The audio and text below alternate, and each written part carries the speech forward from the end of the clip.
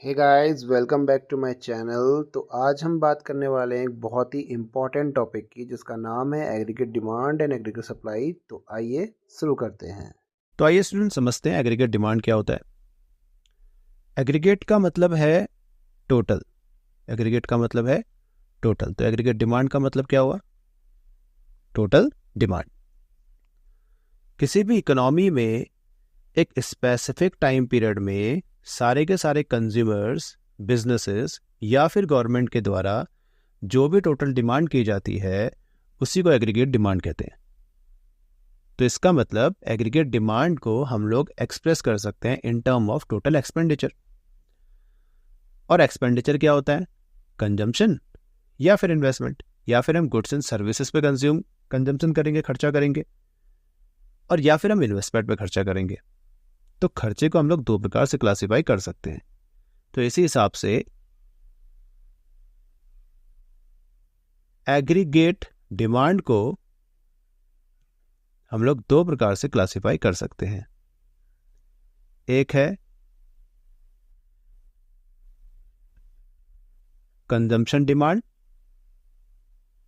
और दूसरा है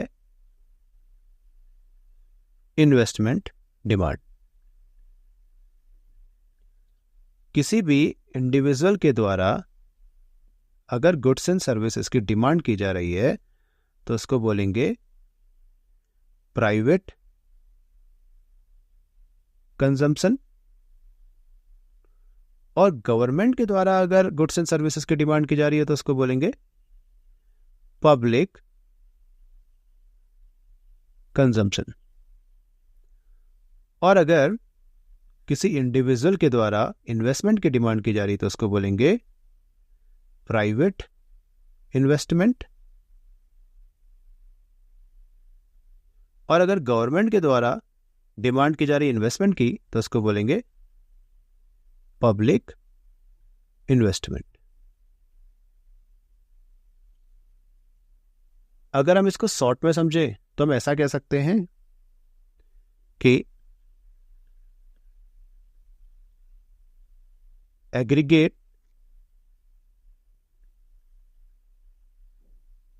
demand equals to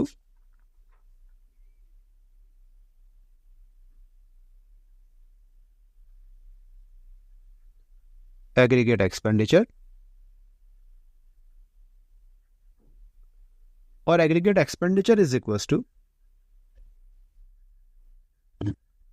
consumption plus investment. तो इस हिसाब से एग्रीगेट डिमांड इक्वल्स टू हो गया कंजम्पशन प्लस इन्वेस्टमेंट, जहां पर आई का मतलब है इन्वेस्टमेंट और सी का मतलब है कंजम्पशन। तो AD equals to C plus I. चलिए अब समझते हैं एग्रीगेट डिमांड के कंपोनेंट्स को। अब समझते हैं एग्रीगेट डिमांड के कंपोनेंट्स को।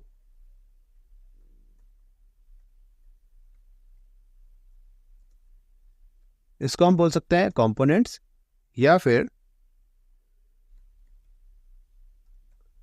Determining factors, factors of aggregate demand.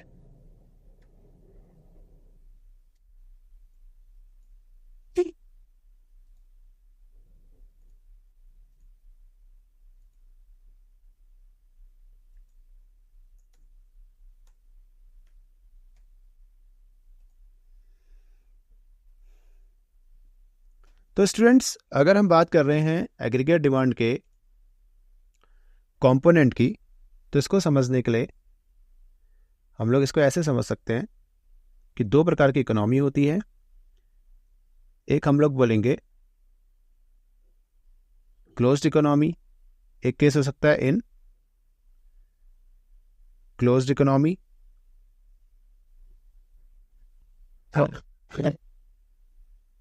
जिसके अंदर हम लोग बोल सकते हैं aggregate demand is equal to C plus I. Closed economy का मतलब है बाउंड्रीज के अंदर, तो बाउंड्रीज के अंदर कंजम्पशन या इन्वेस्टमेंट हो सकता है, जहाँ पे आई का मतलब है इन्वेस्टमेंट और सी का मतलब है कंजम्पशन। और दूसरा हम लोग बोल सकते हैं बी इन ओपन इकोनॉमी। तो ओपन इकोनॉमी में जहां पर हम लोग ग्लोबली दूसरे देशों के साथ कनेक्टेड हैं, वहां पर हम लोग बोल सकते हैं AD is equal to C plus I plus G plus X minus M, जहां पर C का मतलब है कंजम्पशन, I का मतलब है इन्वेस्टमेंट, G का मतलब है गवर्नमेंट एक्सपेंडिचर, और X माइनस M का मतलब है नेट एक्सपोर्ट।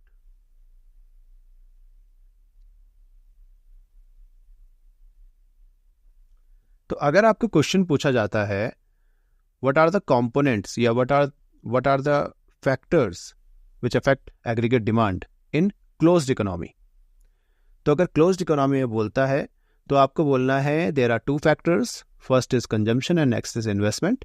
और अगर कहते हैं क्वेश्चन कि what are the components of aggregate demand in open economy, तो आप बोलेंगे C plus I plus G plus X minus M, यानी कि C का मतलब कंजम्पशन, I का मतलब इन्वेस्टमेंट, G यानी गवर्नमेंट एक्सपेंडिचर और X माइनस M माने नेट एक्सपोर्ट। अब हम लोग समझेंगे स्टूडेंट्स एक एक करके आगे के सारे कंपोनेंट्स को। तो अब बात करते हैं कंजम्पशन की। कंजम्पशन,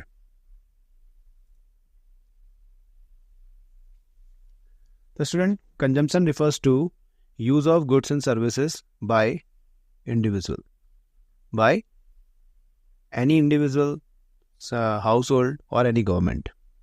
ठीक है, तो किसी भी गवर्नमेंट के द्वारा या किसी भी इंडिविजुअल के द्वारा जो भी गुड्स एंड सर्विसेज का यूज किया जाता है उसको कंजम्पशन बोलते हैं। क्या कहते हैं? कंजम्पशन कहते हैं। कंजम्पशन का मतलब क्या होता है? कंजम्पशन का मतलब ही यूज है, कंज्यूम करना। कंज्यूम करना दैट मीन्स यूज करना। तो जब भी गुड्स एंड सर्विसेज का यूज किया जाता है किसी भी इंडिविजुअल या हाउस होल्ड के द्वारा, उसको कहते हैं कंजम्पशन। तो कंजम्पशन बेसिकली डायरेक्टली डिपेंड करता है किसके ऊपर? इनकम के ऊपर, यानी कि जैसे जैसे इनकम बढ़ेगी वैसे वैसे कंजम्पशन बढ़ेगा। आइए इसको एक एग्जांपल के थ्रू समझते हैं। जब आपकी इनकम 0 है तब आपने कंज्यूम किया 40। जैसे आपकी इनकम बढ़ी 100, आपने कंज्यूम किया 120, 200 में 200, 300 में 280। देखिए कंसिस्टेंसी से आपकी इनकम भी बढ़ रही है और कंजम्पशन भी साथ साथ में बढ़ रहा है। 0 लेवल इनकम पे जो कंजम्पशन है उसको बोलते हैं ऑटोनोमस कंजम्पशन। क्या कहते हैं? Autonomous consumption.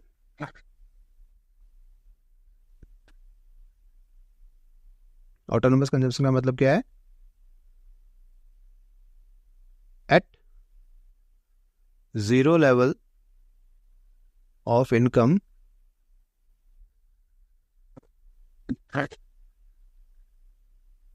there is some consumption.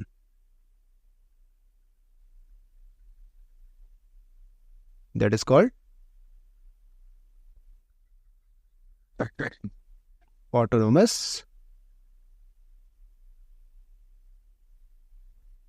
consumption. और फिर उसके बाद जैसे जैसे आपकी इनकम बढ़ी, यहाँ पर 0 से 100 हो गई, 100 से 200 हो गई, 200 से 300 हो गई, 300 से फिर 400 हो गई, 400 से फिर अगेन 500 हो गई। ऐसे ऐसे करते करते आपकी कंजम्पशन भी बढ़ती गई। तो कंजम्पशन का सीधा सा संबंध किससे है? इनकम से। तो जो भी टेबल आपको कंजम्पशन और इनकम के रिलेशन को दिखाए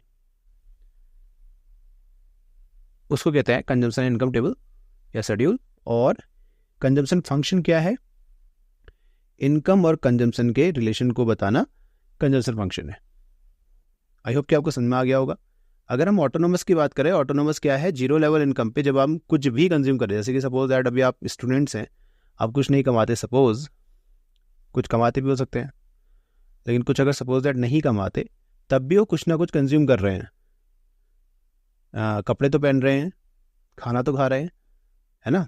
तो इस तरह के खर्चों को आप क्या बोलोगे, ऑटोनोमस कंजम्पशन।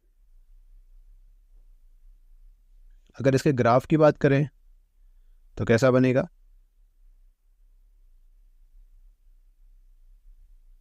ये हो गया आपका एक्स एक्सिस यानी कि इनकम का लेवल, और यहां पर हम बोलेंगे इसको कंजम्पशन, ये सी नोट करेगा।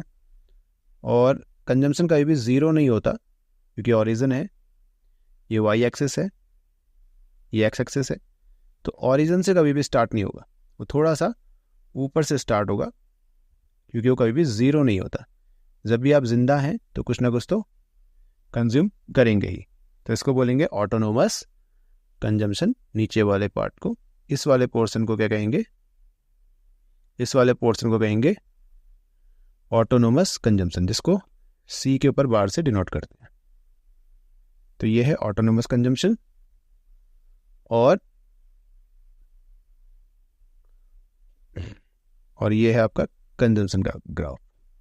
आई होप कि आपको कंजम्पशन समझ में आ गया होगा। अब बात करते हैं इन्वेस्टमेंट का। तो स्टूडेंट, इन्वेस्टमेंट क्या होता है, इन्वेस्टमेंट को समझ लेते हैं। Expenditure made on capital goods like machine, equipment, building etcetera, इसको कहते हैं इन्वेस्टमेंट। कैपिटल गुड्स में जब भी आप इन्वेस्टमेंट कर रहे हो उसको हम इन्वेस्टमेंट कहेंगे। कैपिटल गुड्स में खर्चा करना ही इन्वेस्टमेंट कहलाता है, ठीक है। Total investment in the economy में adopt in two forms, like पहला ऑटोनोमस इन्वेस्टमेंट, दूसरा इंड्यूस इन्वेस्टमेंट। ऑटोनोमस इन्वेस्टमेंट वो इन्वेस्टमेंट है जो इनकम लेवल से इंडिपेंडेंट है, इनकम लेवल से इंडिपेंडेंट है, यानी कि जिसका इनकम के साथ में कोई इफेक्ट नहीं दिख रहा। इनकम बढ़ेगी या घटेगी उससे ऑटोनोमस में कोई फर्क नहीं पड़ेगा। और इंड्यूस इन्वेस्टमेंट वो इन्वेस्टमेंट है जो प्रॉफिट मोटिव के लिए किया जाता है, जिसका हाँ डेफिनेटली इनकम के साथ रिलेशन होता है, इनकम के साथ रिलेट करेगी। इनकम बढ़ेगी तो आप अपनी इन्वेस्टमेंट को बढ़ाओगे, इनकम घटेगी तो आप अपनी इन्वेस्टमेंट को घटा सकते हो। लेकिन हम लोग मैक्रो इकोनॉमिक्स पढ़ रहे हैं तो यहां पर हम लोग बात करेंगे सिर्फ और सिर्फ ऑटोनोमस इन्वेस्टमेंट की।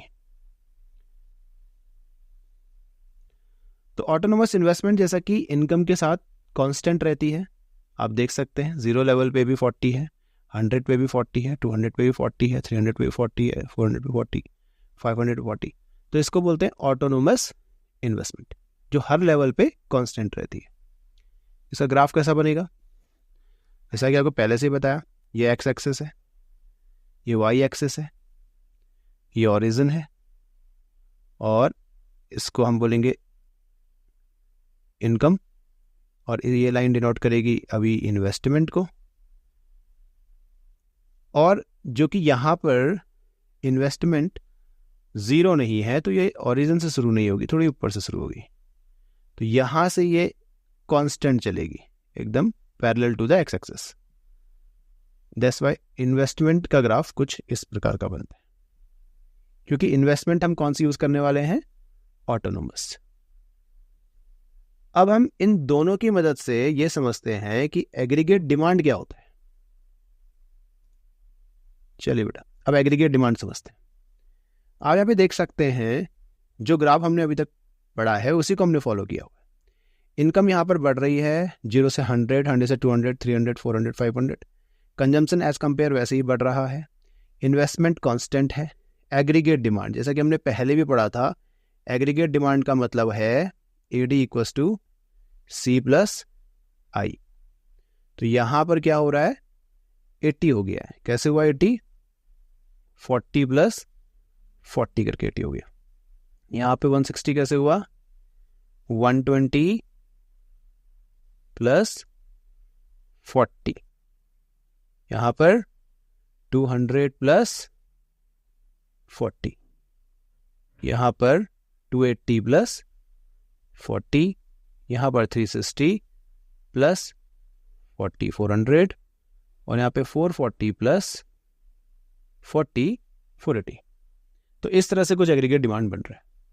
अगर हम इसको ग्राफ में शो करें तो ग्राफ इसका कैसा बनेगा, तो ऐसे आप लाइन खींचेंगे, ये है एक्स एक्सिस, ये है ओरिजिन और यहाँ पे है वाई एक्सिस। ये लाइन डिनोट करेगी इनकम को, एज कंपेयर पहले भी बताया था इनकम, और ये वाली लाइन डिनोट करेगी जो भी आप ग्राफ के अंदर दिखाने वाले हैं। अभी हम 3 चीज़ें दिखाने वाले हैं, कंजम्पशन, इन्वेस्टमेंट और एग्रीगेट डिमांड। जो कि हमने पहले ही बोला था कंजम्पशन थोड़ा सा ऊपर से बनेगा क्योंकि वो ज़ीरो नहीं हो सकती, तो ये हो गया आपका कंजम्पशन लेवल। और इनकम जो कि कांस्टेंट है, तो ये हो गई आपकी इनकम की लेवल। और एग्रीगेट डिमांड की बात करते हैं तो आप ध्यान रखेगा यहाँ पर ये जो गैप है इसको बोलेंगे ऑटोनोमस कंजम्पशन, क्योंकि द डिफरेंस ओरिजिन से लेकर के यहाँ तक का जो गैप है उसी को ऑटोनोमस बोलेंगे, क्योंकि ये देखो 0 लेवल पे 40 का कंजम्पशन है, इसी को ऑटोनोमस बोलते हैं। और जो कि यहाँ पे 40 है और यहाँ पे 80 है एग्रीगेट डिमांड, तो इसी के बराबर लगभग ऊपर से हम लोग स्टार्ट करेंगे और पैरेलल टू द सी, यानी कि कंजम्पशन लाइन के एकदम पैरेलल हम लेके जाएंगे, तो ये हो गया आपका एग्रीगेट डिमांड। एग्रीगेट डिमांड जो कि है C plus I. Aggregate demand always parallel to the consumption.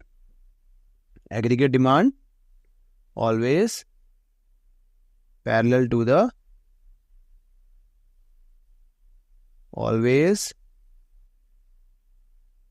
Parallel to consumption. इस बात को आप याद रखिएगा, कभी कभी ये क्वेश्चन आ जाता है 1 मार्क्स में। Aggregate demand is always parallel to C. अच्छा, क्यों होता है aggregate demand parallel to C? उसका रीजन है ऑटोनोमस इन्वेस्टमेंट। ठीक है ना, aggregate demand is always parallel to consumption because of autonomous investment, क्योंकि वो हर लेवल पे सिमिलर है। तो अगर हर लेवल पे सिमिलर है तो एग्रीगेट डिमांड हमेशा क्या रहेगा, कंजम्पशन के पैरेलल रहेगा। आई होप कि आपको एग्रीगेट डिमांड का ये टॉपिक समझ में आया होगा। तो स्टूडेंट्स अब बात करते हैं एग्रीगेट सप्लाई की। एग्रीगेट सप्लाई जैसे कि हमने पहले भी बोला था, एग्रीगेट का मतलब होता है टोटल। क्या होता है एग्रीगेट का मतलब? टोटल। तो ये क्या हो गया, एग्रीगेट सप्लाई क्या हो गया, टोटल सप्लाई। तो यानी कि अब सप्लाई कौन देता है? प्रोड्यूसर देता है भाई। प्रोड्यूसर के द्वारा जो भी गुड्स एंड सर्विसेज की टोटल सप्लाई दी जाती है इन एन इकोनॉमी, उसको बोलते हैं एग्रीगेट सप्लाई। अब यानी कि जो भी प्रोड्यूसर कमाएगा वो अपने सप्लाई के थ्रू तो कमाएगा, तो इसका मतलब aggregate supply is equals to his income. Income को वाई से डिनोट करते हैं बेटा, ये बात आपको पता होनी चाहिए। तो minimum income to be obtained by the firm by selling their product called aggregate demand, aggregate supply also. Money value of all goods and services produced in the economy in an accounting year national income कहलाता है। तो भाई जो भी एक economy के अंदर जो भी कमाया वो नेशनल इनकम है ना, तो एग्रीगेट सप्लाई इनकम ही तो है। तो एग्रीगेट सप्लाई को हम लोग बोल सकते हैं ना ग्रॉस डोमेस्टिक प्रोडक्ट, जीडीपी, और GDP is equals to total factor income. और टोटल फैक्टर इनकम क्या होती है, बात भी आपको पता होनी चाहिए। Rent plus interest plus wages plus profit, है ना। अब ध्यान रखना, जो भी हम कमाते हैं उसको या फिर हम कंज्यूम करते हैं या फिर हम सेव करते हैं। तो a sum of consumption and saving total income कहलाता है। कहलाता नहीं कहलाता? यहां पर एस का मतलब है सेव करना और सी का मतलब है कंजम्पशन। सी का मतलब है कंजम्पशन। तो भाई जितना भी हमने कमाया या फिर हम उसको कंज्यूम कर देंगे, यूज कर लेंगे, या फिर हम उसको सेव कर लेंगे। अब कंजम्पशन क्या होता है ये बात हम पहले से डिस्कस कर चुके हैं। तो अब हम बात करते हैं सेविंग्स की। सेविंग्स क्या होता है, देखिए क्या लिखा हुआ है, it is a part of income. किसका पार्ट है? इनकम का। Which is left after consumption, जो कंजम्पशन के बाद बचा। यानी कि इनकम का एक पार्ट आपने कंज्यूम किया और एक पार्ट आपने सेव किया। यानी कि जो भी आपने कंज्यूम किया उसके बाद जो बच गया उसको आपने सेव कर दिया, that is saving. A part of income that is left after saving. Okay, चलिए इसको एक टेबल के थ्रू समझते हैं। वाई सी एंड एस, जिस टेबल को हम लोग पहले बना चुके हैं उसी की हम लोग बात कर रहे हैं अभी फिर से।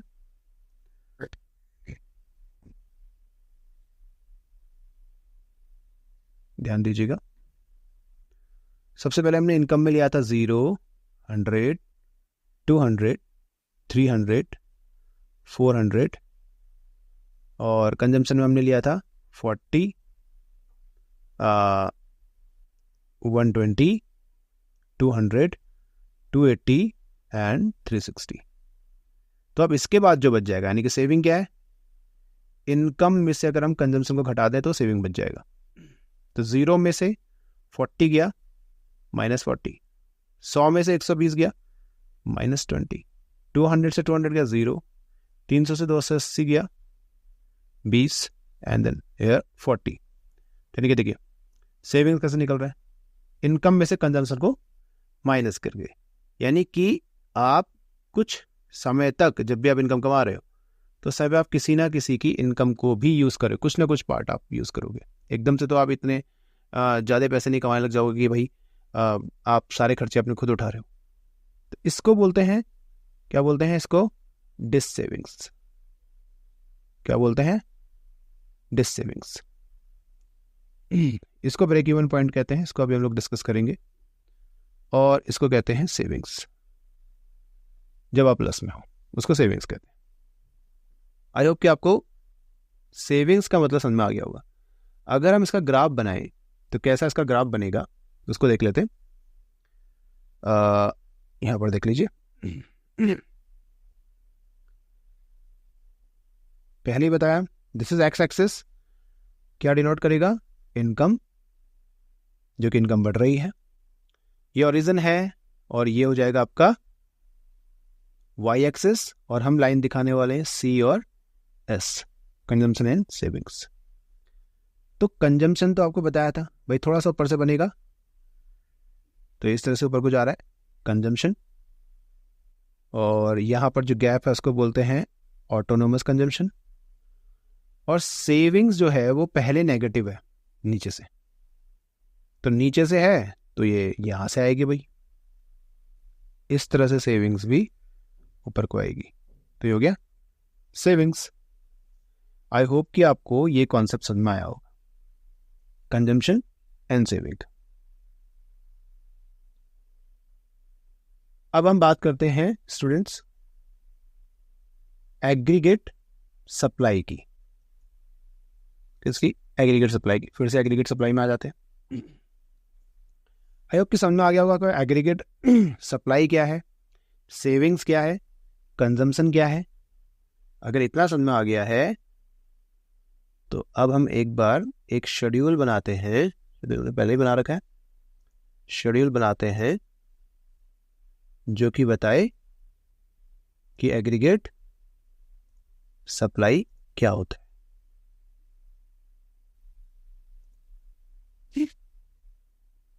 एग्रीगेट सप्लाई का एक शेड्यूल फॉर्म कर लेते हैं।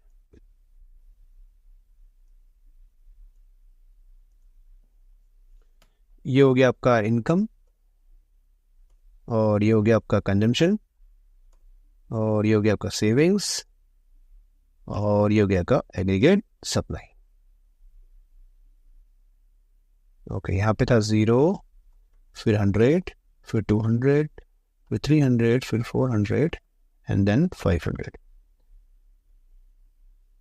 कंजम्पशन हो गया होगा 40, 120, 200, 280, 360 और 8 से 14, 440। सेविंग्स की बात कर लेते हैं। सेविंग्स था आपका यहाँ पे -40, -20 और 0 एंड देन 20 देन 40 देन यहाँ पे हो जाएगा आपका 80 नहीं 60। ठीक है, अब एग्रीगेट सप्लाई की बात कर लेते हैं। एग्रीगेट सप्लाई क्या होता है स्टूडेंट? एग्रीगेट सप्लाई, तो इसको थोड़ा बड़ा कर लें।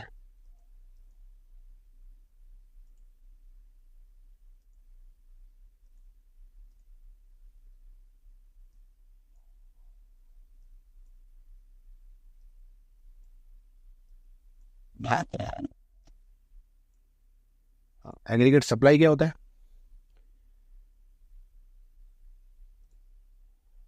एग्रीगेट सप्लाई होता है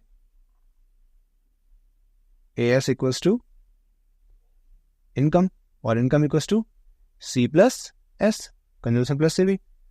तो भाई अगर हम कंजम्पशन और सेविंग्स को प्लस कर दें, C प्लस S कर दें, तो ये कितना हो जाएगा 0 एंड अगेन ये 100 और ये 200 और ये 300, 400 और देन 500। तो इससे क्या समझ में आ गया? देखिए AS is equals to Y, AS is equals to Y हो रहा है। AS और Y क्या है? इक्वल है। तो अगर हम इसका ग्राफ बनाए एग्रीगेट सप्लाई का, ये एक्स एक्सेस, ये वाई एक्सेस, ये ओरिजिन और ये है इनकम, और यहां पे अगर हम इनकम को दिखाएं, नीचे भी इनकम है ऊपर भी इनकम है, तो ये दोनों ही बराबर बराबर पॉइंट्स में बनेंगे। तो ये क्या हो जाएगा? ये एक्चुअली 45 डिग्री में एकदम करेक्ट जाएगा, एकदम बीचों बीच वाई। और यही होता है एग्रीगेट सप्लाई और इनकम दोनों बराबर जाएंगे, क्योंकि दोनों ही बराबर है। अगर यहाँ पे इनकम बनाए या फिर हम एग्रीगेट सप्लाई बनाए, बात बराबर ही है, एक ही चीज़ है। और ये करेक्ट कितने बनेगा? 45 डिग्री में, क्योंकि यहाँ भी इनकम ही है और यहाँ भी इनकम है, दोनों तरफ इनकम है। दैट्स वाई ये 45 डिग्री बनेगा।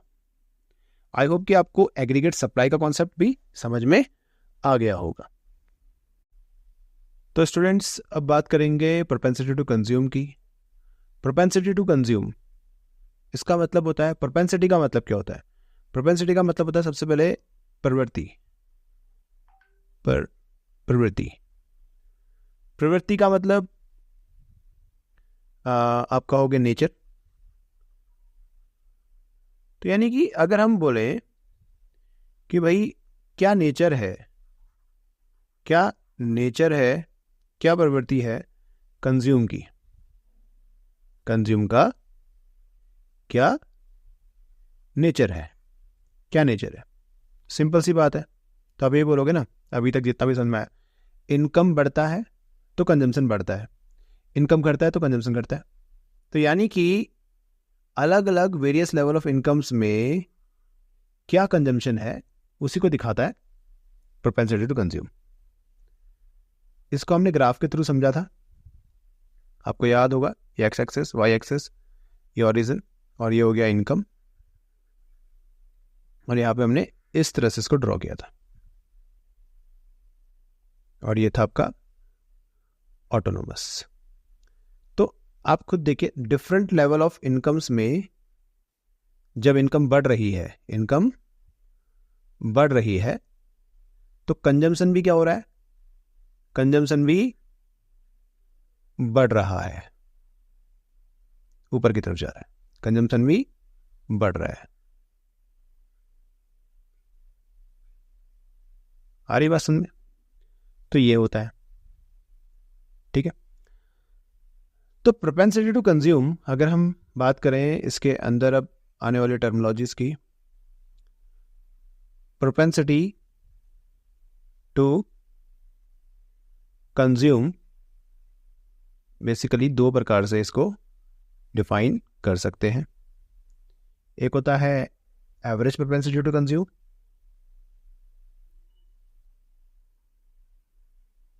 Average propensity,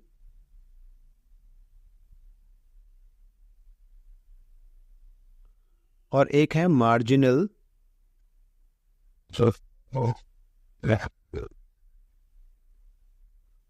to consume. यानी कि एक दिखाता है कि भाई कितना एवरेजन आप कंज्यूम कर पाओगे,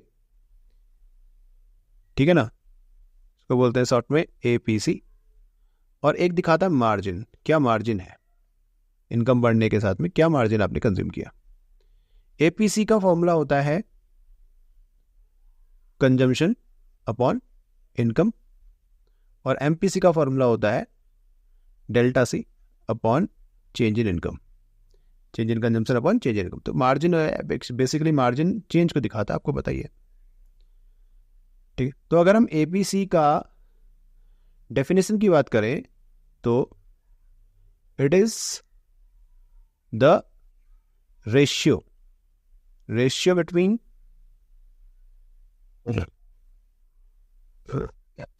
कंजम्पशन एंड इनकम। और एमपीसी की डेफिनेशन की बात करें, it is the ratio between change in consumption and change in income. तो गाइस आई होप दैट कि आप लोगों को प्रोपेंसिटी टू कंज्यूम और प्रोपेंसिटी टू सेव, अभी हम लोग आगे पढ़ेंगे propensity to save, propensity to consume मेरे हिसाब से समझ में आ गया होगा। अब हम बात करते हैं प्रोपेंसिटी टू सेव के बारे में। तो स्टूडेंट्स, जब हम बात करें प्रोपेंसिटी टू सेव की, तो ये क्या है, डिफरेंट लेवल ऑफ इनकम्स में एक आदमी क्या सेव करता है, तो उसको दिखाना प्रोपेंसिटी टू सेव कहलाता है। यानी कि प्रोपेंसिटी का मतलब क्या है, नेचर। सेविंग का क्या नेचर है, तो भाई मतलब कि प्रवृत्ति। अब सेविंग की क्या प्रवृत्ति है, सेविंग भी तो इनकम के साथ रिलेट करती है ना। जैसे जैसे इनकम बढ़ेगा वैसे वैसे सेविंग भी बढ़ेगी। आज आप कुछ नहीं कमाते तो कुछ भी आप किसी और की सेविंग यूज कर रहे हो तो नेगेटिव है। और एक समय आएगा जब आप इतना सेव करने लग जाओगे कि आपने खर्चे उठाने लग जाओगे। ये रहा वो टाइम, ब्रेक इवन पॉइंट। आज आप किसी और की सेविंग यूज कर रहे हो तो दिस इज डिस सेविंग्स। और फिर उसके बाद आप ज्यादा कमाने लग जाओगे तो उसको बोलेंगे अब आप कर रहे हो सेविंग्स। तो प्रोपेंसिटी टू सेव ये दिखाता है कि अलग अलग लेवल ऑफ इनकम्स में आप कितना सेव कर रहे हो। इसको हम ग्राफ के थ्रू कैसे समझते हैं, ये देखिए इसका ग्राफ कैसे बन रहा था। इसका ग्राफ नेगेटिव से आ रहा था गाइस, आपको याद होगा इसका ग्राफ नेगेटिव से आ रहा था।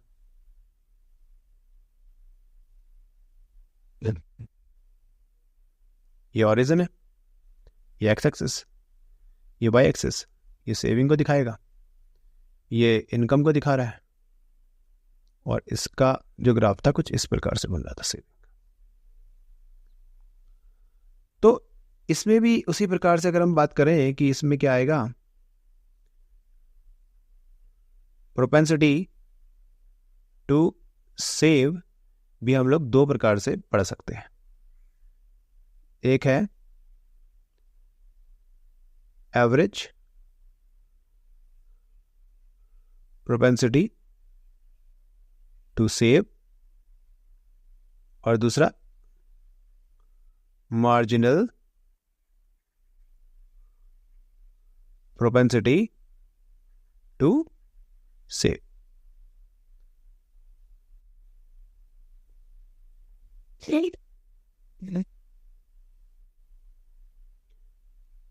इसको एपीएस बोलते हैं। एपीएस का फॉर्मूला आता है सेविंग बाय इनकम, और सेम एज एमपीएस। एमपीएस का फॉर्मूला होता है delta S upon delta Y. Define की बात करें तो क्या डिफाइन रहेगा? Average propensity to save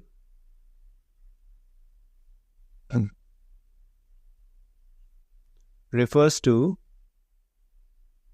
ratio between